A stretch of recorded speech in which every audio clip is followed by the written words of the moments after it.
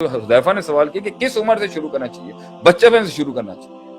بچپن سے ڈالیں گے نا اس کے اندر کہ تو ہے, تو یہ ہے, تو مسجد بھی جائے گا, تو نماز بھی پڑھے گا, اسے بچپن سے اس کی ویلیو سٹرونگ کی جائے گی نا کہ تو ایک عام انسان نہیں ہے, تو مسلمانوں کا بچہ ہے, تو شیروں کا بچہ ہے, تیرے باپ دادوں کی یہ لیگیسی ہے.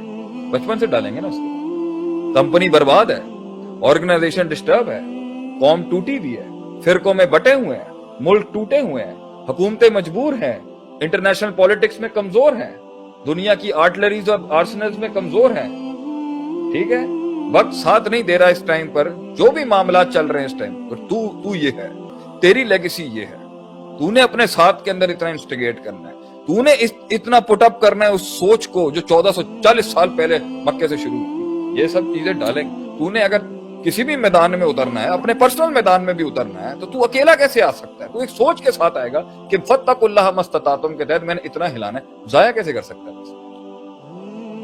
ضائع سے مراد ریلیکس ہونا نہیں ہے, بیچ پہ جا کے بیٹھنا نہیں ہے, سوئمنگ کرنا ضائع یہ ہے زندگی میں وہ لمحہ جس کے پیچھے ویژن نہیں, درد نہیں, احساس نہیں, بوجھ نہیں, بڑوں کی قربانیاں نہیں, دوستوں کی یاری نہیں, دوستوں کا ساتھ نہیں, وفائیں نہیں, جفائیں نہیں. یہ لمحہ جو بغیر ان احساسات کے ہوتا ہے, اس کو تو تاریخ نے لکھا ہی نہیں کبھی. اتنا ان فضولیات کو تاریخ نے رقم ہی نہیں بخشا کبھی. They were not important. They were never the part of the history because they were useless things.